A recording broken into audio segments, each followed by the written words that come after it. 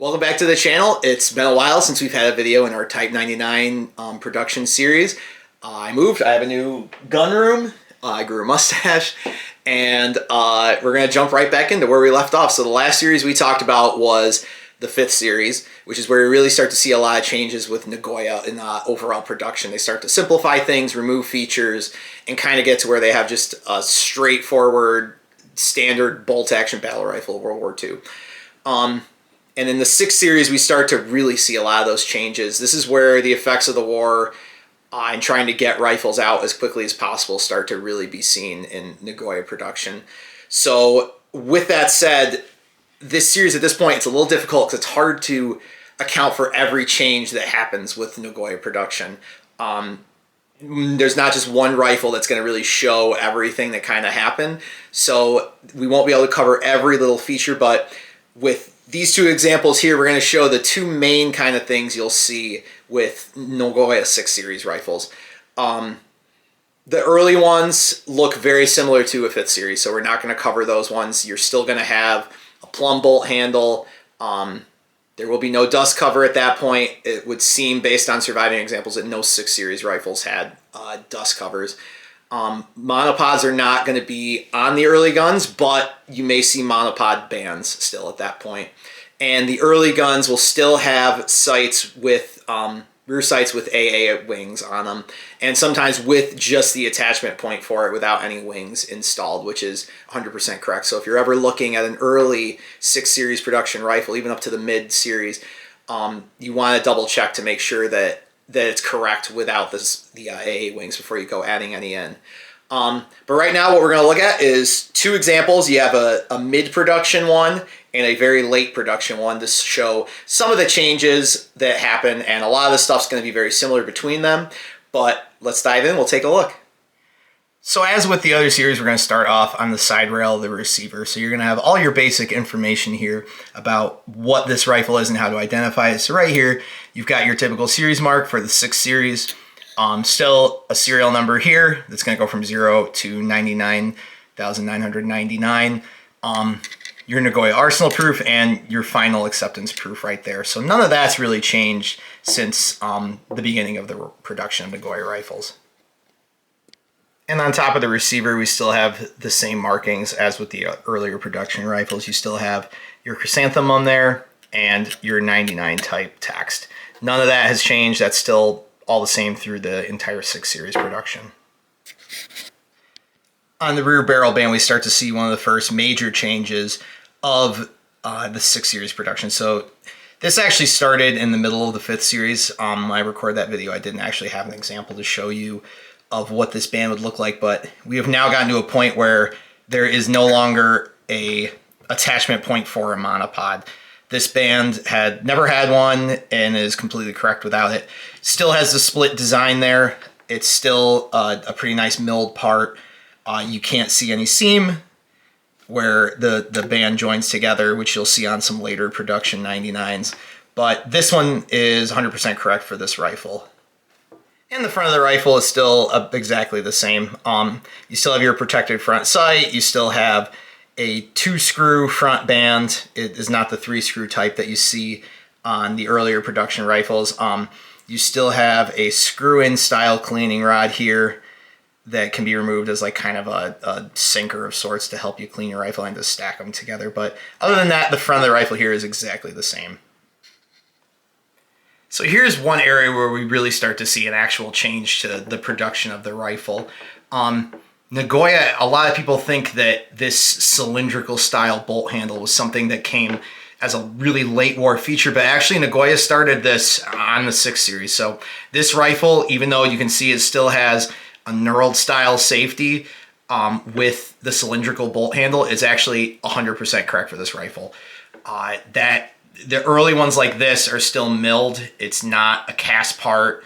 Once you get into the very late 6th series, early 7th series, you start to see some of the more rough looking cylindrical bolt handles. But this is actually 100% correct for this rifle. It was just another cost-saving method. It was just easier just to mill this design than to do the plumb bolt handle. And actually, when we look at the late example, you'll see that they completely do away with the knurled safety style later on in the 6 Series. And with the rear sight, you can see it's still similar to the 5th Series. There are no attachment points at all for AA sights on this one. You can see it's strictly your sight adjuster right here. It still does flip up, and it is adjustable here outside your battle sight.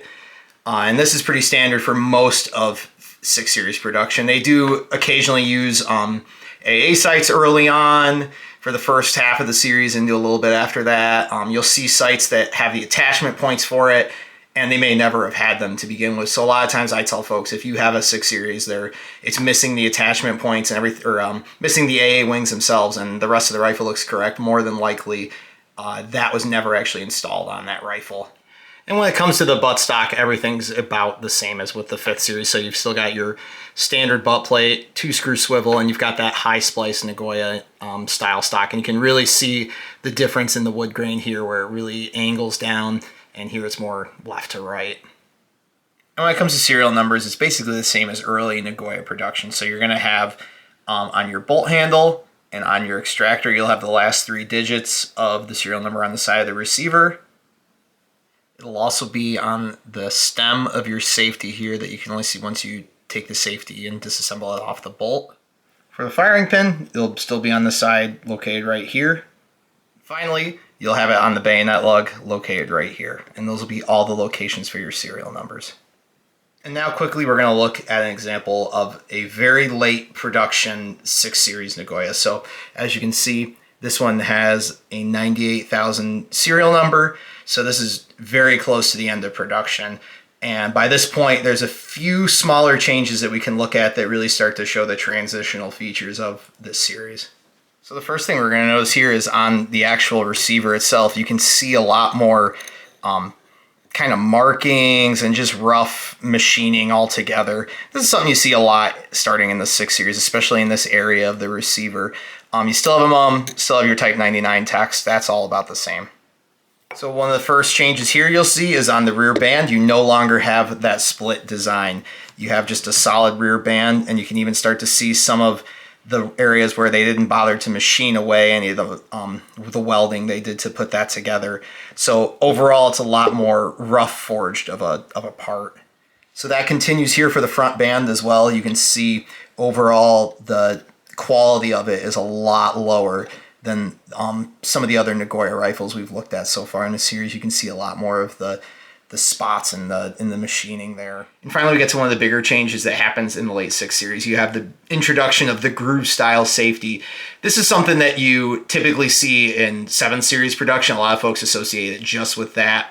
But it actually started in the late 6 Series. In the mid 80,000 range, you start to see this safety replace the knurled style that was used for all of Nagoya production up to that point. The idea here being it was just easier to machine this. It took a lot less time, but at the same time, you're also getting rid of the unsightly weld. And as we know later in production for Nagoya, they actually switch away to just leaving the weld on there like most Type 99 manufacturers did. But early on, they were still trying to make it where you would be able to grasp this. It still looked pretty decent for the rifle. But it's kind of an interesting thing that you really only see on Nagoya production. You don't see this in Kokura, you don't see this in TJK or Jensen or anything like that. It's something you really only see starting in the late 6 Series Nagoya production. The rest of the bolt is about the same. You still have that cylindrical style that was introduced mid 6 Series, and everything else in terms of numbering, it's the same numbers areas for the late 6 Series. So that pretty much covers most of the 6 Series production. In terms of covering every feature, it's kind of difficult once we start getting into this later production, because at that point, there's just so many different features, and you can't necessarily have one rifle that's going to show every single thing that happens. It kind of, as the series go on from this point, you'll see some things leave, some things sometimes come back briefly.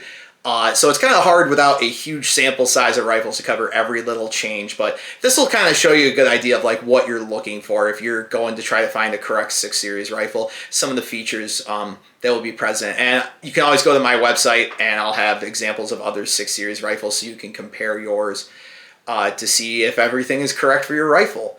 So the next series we're going to cover is probably going to be a longer one. It's going to be the 7 Series. In the 7 Series, we start to see our first fixed rear sight, what we would consider more of the last ditch style rifle. And there's just a ton of changes. In terms of 7 Series rifles, I probably have at least 8 or 9, and they're all a little bit different. And there's no way to cover everything that happens in the 7 Series with just that small sample size. But I think we'll get a pretty good idea and kind of look at some of the general features that will start to appear in that series. So until then, I appreciate you watching and have a good one. Bye.